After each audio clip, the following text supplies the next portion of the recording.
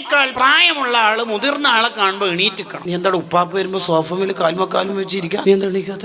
ഏട്ടന് സ്കൂളിൽ നിന്ന് വരുന്നുണ്ട്. ക്ലാസ് എത്ര? 8. ഇവൻ എത്ര? 4.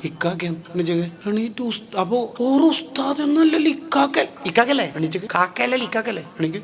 നമ്മൾ നന്നായി പഠിപ്പിച്ചോണം. ബഹുമാനിക്കപ്പെടേണ്ട എല്ലാവരോടുള്ള ബഹുമാനം കുട്ടിയൊക്കെ പഠിപ്പിച്ചു കൊടുക്കും. വലിയ പോയിന്റ് അത്. എന്നാലേ കുട്ടി നന്നാവുള്ളൂ. ഉപ്പ ഉമ്മാന്റെ ബഹുമാനം പഠിപ്പിച്ചു കൊടുക്കണം. ഉപ്പ മക്കളെ ഉപ്പ മാത്രം ഇരുന്നിട്ട് പറഞ്ഞു കൊടുക്കണം. നിങ്ങൾ ഉമ്മാനെ തീരെ ഉപ്പ ഗൾഫിൽ നിന്ന് എല്ലാം അറിഞ്ഞേട്ടാ. ഉപ്പാനോട് ഭയങ്കര സ്നേഹവും കാര്യങ്ങളൊക്കെ ഉണ്ട്. ഉമ്മാനെ തീരെ അനുസരിക്കണില്ല അല്ലേ? ഉമ്മാനെ അറിയാം നിങ്ങൾക്ക് ഇത്ര കഷ്ടപ്പെട്ടിട്ട് നിങ്ങളെല്ലാം വളർത്തി. ഉപ്പാക്ക് പൈസ അയച്ചു കൊടുക്കാനൊക്കെ അവിടുന്ന് കമ്പനിയിൽ നിന്ന് ശമ്പളം കിട്ടുമ്പോൾ എളുപ്പം. അതെല്ലാം ഒരു മാസം കൊണ്ട് നടക്കണ ഉമ്മയല്ലേ. എന്താടാ ഉമ്മ പോയാലല്ലേ ഉമ്മാന്റെ വില അറിയാം. നിങ്ങളെന്താ ഉമ്മാനോടൊന്നും മര്യാദക്ക് അത് ആര് പഠിപ്പിച്ചു? ഉപ്പ പറഞ്ഞു കൊടുക്കണോ? ഉപ്പ പറഞ്ഞു കൊടുക്കണോ? പക്ഷെ നമ്മളെ നാട്ടിലെ ഉപ്പ നേരെ ഉൾട്ടയാന്ന്. പല ഉപ്പ മാറും. നീ എന്താടാ കരിയുന്നു? ടൂറിന് പോകണ്ടെന്ന് പറയുന്നു. ആര്? ഉപ്പ പൈസ എന്തിനെങ്കിലും പോകണ്ടെന്ന് ആരാ പറയുന്നോട്? ഉമ്മ. എന്താ പോലും ഉമ്മാക്ക് പൊരുത്തമില്ല. അല്ലോ സൈക്ക് മോനെ.